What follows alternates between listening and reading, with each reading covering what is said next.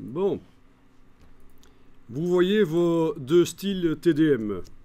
Là, premier niveau et deuxième niveau. Vous n'allez pas devoir aller les chercher là en fait. On va aller les chercher d'une autre manière, par le générateur de table des matières. Donc ils sont là, vous les laissez là, mais vous ne devrez jamais en fait cliquer sur eux manuellement. Vous avez supprimé le bloc qui était sur la page 3, alors on va maintenant dans le menu page, table des matières.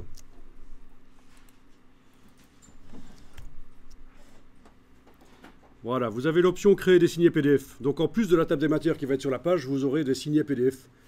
C'est ce que je voulais vous montrer tout à l'heure, mais on va le voir plus tard en fait. Mais gardez ceci coché, créer des signets PDF, c'est intéressant.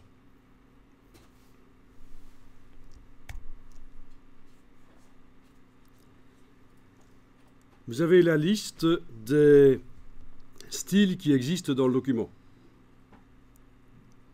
Vous allez devoir indiquer que la table des matières va devoir prendre en compte les paragraphes qui utilisent le style titre de premier niveau. Donc faites bien attention, c'est là qu'on se plante en général. Ce n'est pas TDM premier niveau que je prends, pas du tout, parce que ça n'existe pas dans le document, il n'y a aucun titre qui utilise le style TDM premier niveau. Par contre, on a des titres qui utilisent le style TDM, qui utilisent le style titre de premier niveau, entre parenthèses titre. C'est ça que vous prenez. Vous cliquez sur ajouter, et voilà, ça s'ajoute là.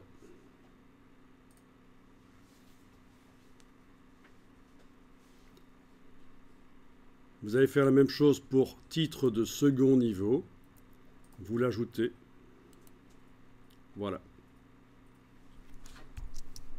Est-ce que vous avez ceci comme moi? Il n'est pas inscrit TDM, on est bien d'accord, hein, parce que c'est habituel.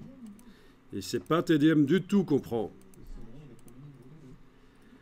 Alors, quand vous cliquez sur le premier, là, titre de premier niveau, il est indiqué, quand vous cliquez ici sur plus d'options, ça va afficher des choses en plus. Quand vous cliquez sur celui-là, il est indiqué que c'est le niveau 1. Ben oui, c'est les titres les plus gros du document. Et l'autre, il est indiqué que c'est le niveau 2. Donc ça l'a fait automatiquement et ça marche, c'est parfait, ça correspond à la réalité. Vous cliquez sur titre de premier niveau ici. Comment doivent-ils apparaître dans la table des matières? C'est là que vous allez choisir. Ça va être TDM premier niveau. Titre de premier niveau va apparaître dans la table des matières en utilisant le style de TDM premier niveau. Et les titres de second niveau vont apparaître dans la table des matières en utilisant le style TDM deuxième niveau. Vous voyez la logique? Donc faites bien attention à ça. Ici, le style des entrées, c'est-à-dire les différentes lignes de la table des matières.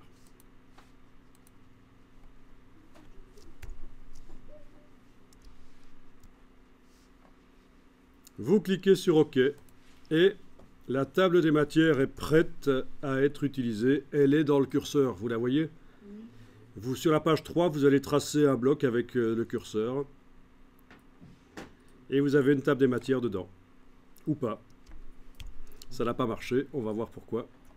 Ah. On va voir pourquoi. Si je le mets sur la page de gauche, ça va peut-être apparaître. Il y a encore un problème peut-être de... Oui, sur la page de gauche, elle apparaît. Sur la page de droite, elle n'apparaît pas. Ah, mais oui, voilà, c'est ça. Le titre de la table des matières utilise... ok, voilà, supprimer le bloc, on va recommencer. Supprimer le bloc, on retourne, page, table des matières. En fait, ici, le titre qui s'appelle table des matières, qu'on peut renommer d'ailleurs. Le contenu de ce document, 3 points. Les 3 points, c'est un caractère à part entière. Hein. Vous obtenez ça avec Alt point normalement. Oui, essayez un peu sur le PC hein, pour arriver à faire les 3 points. Alt GR point. Bon, peu importe, si vous mettez 3 points, c'est bon aussi. Si vous mettez rien, c'est bon aussi. Si vous mettez les 2 points comme ça, c'est bon aussi. Ok, alors, le style de ce titre, je vais le mettre en... Je vais faire un nouveau style de paragraphe, par ici. Nouveau style de paragraphe, que je vais appeler titre TDM, et attention, d'après aucun style. Ok, voilà. Donc j'écris un style de paragraphe, mais par ici, ça se fait, par les menus, on peut faire ça. Nouveau style de paragraphe, que j'ai appelé titre TDM, et ce style est utilisé par le titre de la table des matières. Voilà. Là, ça devrait marcher quand vous cliquez sur OK. Vous avez maintenant possibilité de tracer sur la page de droite. Et ça ne marche toujours pas. C'est plutôt ennuyeux. Il va falloir voir pourquoi. Sur la page de gauche, ça marche. Par rapport au style de paragraphe. Il m'a repris celui-là. Ok. Attends. Donc tu parles par rapport à titre premier niveau. On utilise TDM premier niveau.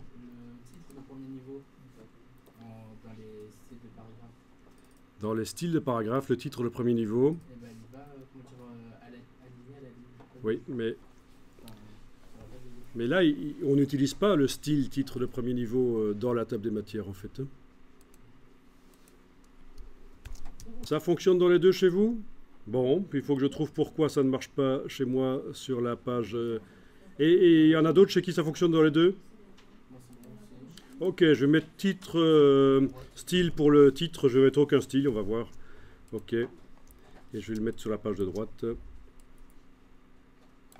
Il ne veut pas y aller, décidément, c'est ennuyeux. Sur la page de gauche, il veut bien aller. Et il utilise chaque fois ce style. Ok, bon. Alors, je clique dans le titre, je vais aller dans la palette paragraphe. Option d'enchaînement. Et ici, je vais désactiver le début de paragraphe. Il peut aller n'importe où, en fait. Voilà. Et là, ça va marcher. Bon, je ne sais pas pourquoi il reprend le titre. Voilà, là, ça marche. Donc, vous le mettez sur si vous avez un problème que ça n'apparaît pas sur la page de droite, vous le déplacez sur la page de gauche, il apparaît. Vous mettez le curseur dans le titre. Vous allez dans la palette paragraphe, menu texte paragraphe, jusqu'à la ligne option d'enchaînement. Et ici, vous dites que ce paragraphe peut commencer n'importe où, et non pas sur la page paire suivante. Voilà. Et à partir de là, vous allez pouvoir déplacer le bloc sur la page de droite, et ça va marcher. Bon, il me fait un petit truc bizarre, là où c'est moi qui suis fatigué aujourd'hui, je ne sais pas. Mais en tout cas, voilà. La table des matières est là. Et alors, est-ce que ça a fonctionné? Ben oui. On voit qu'on a les 3 entrées de premier niveau. Et on a 3 sous-titres ici, de second niveau. On n'en avait pas fait plus.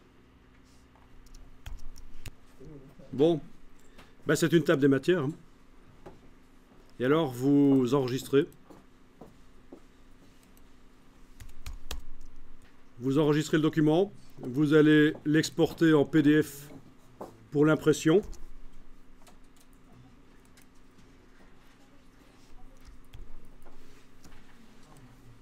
Bon, mon document s'appelle 27 chez moi maintenant. Et quand j'exporte, ça reprend l'ancien nom, mais renommé en fait. Hein. Faites en sorte que vos PDF correspondent au nom du document. Ça a tendance à reprendre évidemment le dernier nom qui a été utilisé. Renommé. J'enregistre sous le nom imageancrée.pdf ce document InDesign qui s'appelle imageancrée 27.indd. Ok, donc PDF impression. Attention ici, on va cocher l'option signer. Voilà, signer. Hyperlien, ben oui, on n'en a pas dans le document, des hyperliens, mais ça fait pas de mal de cocher ça. Et on va exporter ça sans les repères d'impression, parce que c'est pour voir sur écran, j'ai pas besoin d'avoir les repères d'impression. La sortie, on va dire qu'on n'a pas de conversion couleur. On pourrait faire une conversion vers une sortie web du sRGB. Où est-il? sRGB, il est plus loin.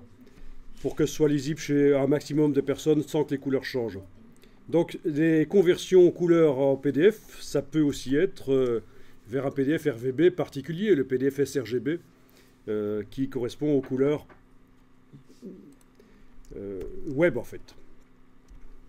Mais j'en dis pas plus ici. Donc, choisissez ici conversion de la couleur aucune, ou alors faites convertir vers la destination sRGB. L'un ou l'autre, c'est bon. Repères et fonds perdus, on a tout décoché. Fonds perdus, il ne nous en faut pas, mettez à 0. Compression. Compression, ben vous pouvez faire une résolution moins importante, c'est pour écran. Donc faites le double de 72, faites 144. Comme ça, les gens, quand ils vont zoomer, les images ne vont pas être quand même trop floues. Voyez si c'est un PDF à voir sur l'écran. Donc je résume.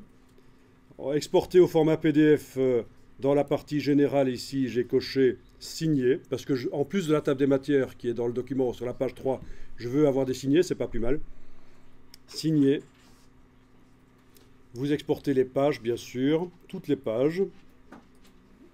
Vous compressez à 144, ça fait donc à peu près 4 fois moins de pixels quand même. PDF 4 fois plus léger que celui de tout à l'heure.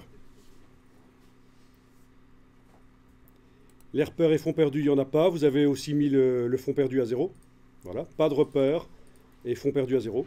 Sortie, soit aucune conversion, les images vont rester RVB telles qu'elles sont, soit je les convertis vers un autre type de RVB, le RVB du web.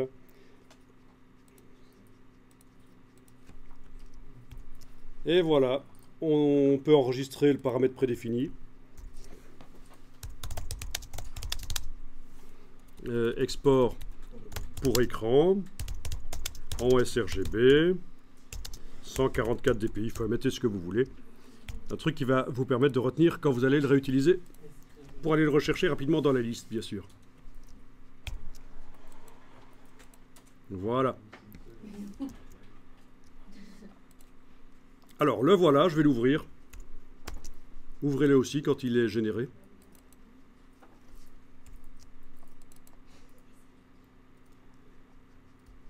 Voilà. Alors, est-ce qu'on a une table des matières? Elle est là. Vous avez une table des matières en page 3. D'accord? Cette table des matières, si vous survolez, vous allez voir qu'elle est interactive. Quand vous cliquez sur une ligne, ça vous amène sur cette page-là. Voilà. Ah ben oui. Voilà, page 3. Quand on survole l'habitat Lény, clique. Voilà, j'arrive sur cette page-là. En plus de ça, on a sur la partie gauche ici les signés. Je clique, on a les signés. Vous voyez parfois ça dans des documents qui ont été faits par Word ou par InDesign. Vous voyez beaucoup de signés qui vous permettent de naviguer dans le document.